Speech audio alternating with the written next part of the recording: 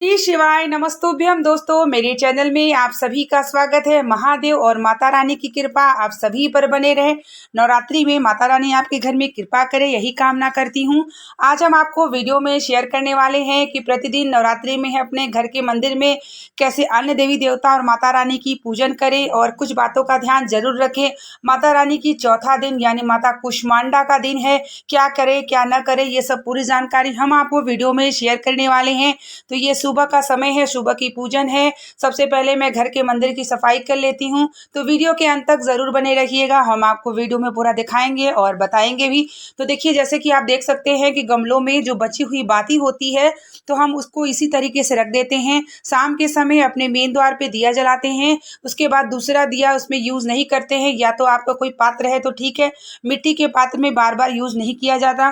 तो सुबह की समय में सबसे पहले जो भगवान को पुष्प वगैरह समर्पित किए रहती हूँ उसे हटा करके भगवान के सामने सफाई कर लेती हूँ। उसके बाद मंदिर के बर्तनों को धुल करके पूजा की सामग्री रख के तभी मैं पूजा शुरू करती हूँ।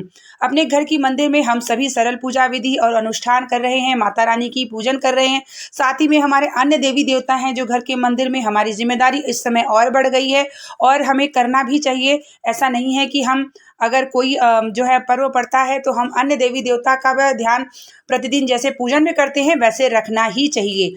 ऐसे नहीं कि आप उन्हें भूल जाए। तो यहाँ गंगा जल में डाल करके जल में उसके बाद माता रानी को जो है पुष्पों से स्नान कराने के बाद इन्हें जो है लाल चंदन, अक्षत, सभी प्रकार की चीज़ों के इन्हें श्रृंगार करने के बाद, इनकी पूजन करने के बाद फिर मैं अन्य देवी देवताओं की पूजन शुरू करती हूँ। तो थोड़ा आजकल समय ज़्यादा लग रहा है क्योंकि माता रानी का भी 13 अध्याय का पाठ करना होता है, माता रानी की भी पूजन होती है, साथ ही मेरे जो देवी देवता प्रतिदिन की पूजन होती है वो भी शामिल है। तो जाहिर सी बात है समय थोड़ा ज़्यादा लगता है, लेकिन आपको पूरे नियम से प्रतिदिन घर के मंदिर में पूजन करना चाहिए। माता रानी के साथ साथ जो भी आपके अन्य देवी देवता हैं उनका ध्यान बिल्कुल ना छोड़े। जैसे हमारे घर के बच्चे होते हैं, एक का ध्यान दे एक का न दे तो ये बुरा प्रभाव पड़ता है। तो इसलिए हमें अपने जो है घर परिवार में जो है अच्छा आपको देखना है तो आप ज़रूर जो भी भगवान है उनका भी ध्यान में रखते हुए अपने माता रानी की पूजन करें। तो यहाँ देखिए मैं सरल पूजन विधि कर रही हूँ। माता का श्रृंगार सिंदूर लगाने के बाद उनका प्रसाद ग्रहण करती हूँ, इत्र लगाती हूँ और केसर समर्पित करती हूँ, पुष्प समर्पित करती हूँ। फिर भोग लगाने के बाद फिर मैं अन्य देवी देवताओं का स्नान कराती हूँ। जैसे आपके घर में भी अगर मंदिर है, घर में जो भी आपने इष्ट देवता, आपने और भी लड्डू गोपाल सबको रखा है तो प्रतिदिन उनका भी ध्यान जरूर रखें जैसे अन्य दिनों में रखते हैं। साथ ही माता रानी का ध्यान रखें, माता रानी की पूजन करें। उसके बाद नीम के पेड़ में भी जल जरूर चढ़ाएं। जैसे कि मेरे द्वार पे पड़ता है तो मैं नीम के पेड़ में जल चढ़ाती हूँ। प्रतिदिन मंदिर जाती हूँ, भगवान सूर्य को जल चढ़ाती हूँ, तुलसी को चढ़ाती हूँ। उसके बाद घर में नाश्ता पानी देने के बाद ही मैं पूजन में बैठती हूँ। ऐसा नहीं है कि आप पहले पूजन कर लें, घर के और भी सदस्य हैं उनका भी ध्यान में रखते हुए आपको माता रानी और अपने देवी देवताओं का ध्यान रखना है। यहाँ जैसे कि इच्छा पूर्ति दिया है, जैसे कि मैं जो है 9 दिन का दिया नहीं जलाई हूँ अखंड, तो यहाँ मैं इच्छा पूर्ति दिया जैसे कि आप सभी को शेयर किया था तो आप यहाँ इच्छा पूर्ति दिया जला सकते हैं। लाल पुष्प, लौंग और रोली से पहले दिया की पूजन करने के बाद अपना नाम और गोत्र बोलने के बाद अपनी इच्छा को बोलने के बाद माता रानी का जो दिन पड़ता है उनका नाम स्मरण बोलने के बाद अपनी कामना करते हुए माता रानी के सामने आपको इच्छा पूर्ति दिया 9 दिन तक लगातार सुबह शाम रखना चाहिए और उसके बाद पाठ करना चाहिए। तो इससे माता रानी आपकी इच्छाओं को ज़रूर से ज़रूर पूर्ण करती हैं। तो इस तरीके से मैं भी इच्छा पूर्ति दिया जलाती हूँ। उसके बाद मैं धूप बत्ती जला देती हूँ। धूप बत्ती के साथ ही उस पर गुग्गुल जरूर रखती हूँ क्योंकि गुग्गुल का जो महक होता है पूरे घर में आपके होने से माता रानी स्वयं विराजती हैं और जो भी आपके यहाँ नकारात्मक ऊर्जा है वह भी समाप्त होती है।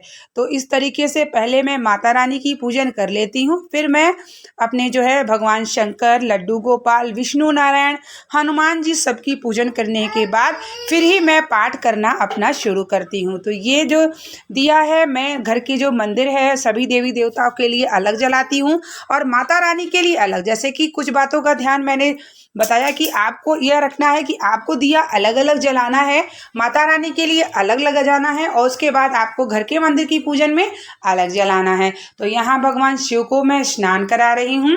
शिव को स्नान कराने के बाद अन्य देवी देवता को स्नान कराऊंगी। उसी बीच दौरान हमारे द्वार पे गौ माता आ गई, जो कि मैं वीडियो नहीं बना पाई तो गौ माता आ गई। जब गौ माता की मैंने आवाज़ सुना तो मैं बीच में ही पूजा के उठ गई। वैसे बीच के पूजा में से नहीं उठा जाता है, लेकिन अगर आपके द्वार पे गौ माता पूजा के समय आ जाए तो निश्चित ही आप यह कृपा मान लीजिए कि माता रानी की कृपा, आपके इष्ट देव की कृपा होती है और स्वयं आपके घर पे आए हूँ। तो जो गौ माता थी वो द्वार पे बहुत देर तक ऐसे खड़ी थी, शांति से चिल्लाई।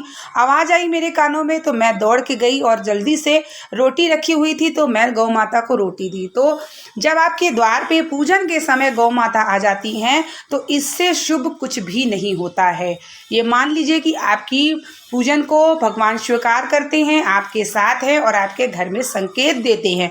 तो जैसे कि मैंने आपको पहले भी वीडियो में शेयर किया था कि क्या संकेत होता है कि माता रानी आपके घर में आ चुकी हैं। तो माता रानी महादेव की कृपा से गौ माता हमारे द्वार पे आई, तो इसके लिए मैं महादेव के लिए बहुत प्रणाम करूंगी, क्योंकि बिना उनके कृपा के कुछ भी नहीं होता है।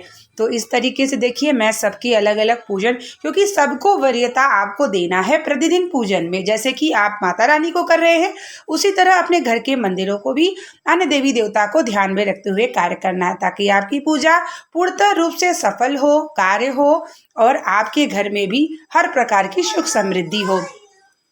थोड़ा समय ज़्यादा लगता है, लेकिन समय ज़्यादा लग जाए ठीक है, लेकिन आपको पूरे नियम से ही कार्य करना चाहिए। घर के मंदिर में आपके सारे देवी देवता विराजते हैं और आपके भाव के लिए वह इंतज़ार करते हैं। तो इस तरीके से देखिए मैंने घर के मंदिर में जो अन्य देवी देवता हैं उनका भी श्रृंगार कर लिया है और उसके बाद फिर मैं माता रानी का पाठ करूँगी। तो इस तरीके से प्रतिदिन आप भी नवरात्रि में सभी देवी देवता का ध्यान में रखते हुए नीम के पेड़ में जल जरूर समर्पित करें। हो सके तो मंदिर आप जाते रहें, गौ माता को कुछ ना कुछ जरूर दें, पक्षियों के लिए जरूर निकालें। इस शरीर से जितना भी महादेव और माता रानी से जरूर विनती करिएगा कि ये शरीर से जितना भी शुभ कार्य हो सके आपके शरीर से, आपके मानसिक रूप से जरूर कराएं, ताकि जितना भी आप शुभ कार्य करते हैं, दान करते हैं, उतनी ही कृपा दृष्टि आपके महादेव की और आपके माता रानी की जरूर से जरूर होती है। माता रानी भगवान शंकर से 2 वर मांगा था कि जब कोई व्यक्ति, जब कोई महिला अगर कोई व्रत रहती है तो उस व्रत को सफल करने की भी जो शक्ति देती हैं वह माता रानी देती है, क्योंकि भगवान शिव ने माता रानी को यह वरदान दिया था। तो इसलिए जब आप कोई कार्य करते हैं, अनुष्ठान करते हैं, व्रत करते हैं, तो उस चीज़ों को पूर्ण करने के लिए महादेव और माता पार्वती यानी शिव शक्ति ही पूर्ण करते हैं, क्योंकि हमारे शरीर की सामर्थ्यता इतनी नहीं होती कि हम कोई कार्य को कर सके। जब तक हमारे प्रभु की दया दृष्टि नहीं होती तब तक हमारा एक पाठ भी पूर्णतः नहीं हो सकता, क्योंकि 1 घंटे तक लगातार बैठ के पाठ करना भी यह आसान नहीं होता, हमारा मन भटकता है। तो अगर आप यह प्रतिदिन कर लेते हैं तो अपने माता रानी और महादेव की कृपा को ज़रूर समझे कि आपने पाठ कर लिया और आपने पूजन, क्योंकि आप में यह सामर्थ्यता है ही नहीं। जब तक आपके प्रभु आपके ऊपर कृपा नहीं करते आप कोई अनुष्ठान को पूर्ण सफल नहीं कर सकते। तो यहाँ मेरी पाठ हो चुकी है, आरती हो चुकी है, जप हो चुका है। उसके बाद मैं जो भी जल है, पुष्प है, उसको ले जाके वृक्ष के नीचे डालती हूँ। ये धूप बत्ती पूरे घर में दिखाती हूँ ताकि माता रानी की कृपा पूरे घर में हो, आरोग्यता प्रदान करे, सुख समृद्धि प्रदान करे। इसी प्रकार से जो भी मेरा ये वीडियो देख रहा है आप सभी इसी प्रकार से नियम से माता रानी की सरल पूजा विधि करें और अपने अन्य देवी देवताओं को पूजन करें। बातों का ध्यान जरूर रखें। आपके घर में माता रानी आ चुकी हैं, आप पूजन करें, निश्चित ही आपके सारे कष्टों को समाप्त करेंगी, दुखों को समाप्त करेंगी, आपके भंडार को भरेंगी। मैं भी माता रानी से विनती अवश्य करूंगी। उम्मीद करते हैं कि ये वीडियो व्लॉग मेरा पसंद आया होगा। हम आपके लिए इसी प्रकार की वीडियो जानकारी शेयर करते रहेंगे। तो यहाँ पे मेरी देखिए हो चुकी है पूजन। यहाँ से फिर मैं पूरा साफ सफाई करती हूँ। फिर यहाँ गौ माता जो मैंने आपको बताया था, तो गौ माता यहाँ पे बहुत देर तक खड़ी होके सिर्फ और सिर्फ मेरे द्वार को देख रही थी। मुझे देख के इतना अच्छा लगा, मैंने सोचा आप लोगों को शेयर करूं ताकि आप भी गौ माता का दर्शन करें। उसके बाद मैं माता रानी को प्रणाम करती हूं, फिर यहाँ की जो सामान है, सब चीज़ें हैं, उसे व्यवस्थित रूप से करती हूं और इस तरीके से मेरे दिन की शुरुआत होती है। तो उम्मीद करते हैं कि वीडियो पसंद आई होगी। चैनल पर नहीं जुड़े हैं, चैनल को सब्सक्राइब कर लीजिएगा। मिलते हैं नेक्स्ट वीडियो के साथ, नेक्स्ट जानकारी के साथ। तब तक के लिए आप लोगों को श्री शिवाय नमस्तुभ्यम। जय माता दी, जय माता दी, जय माता कुष्मांडा की जय हो।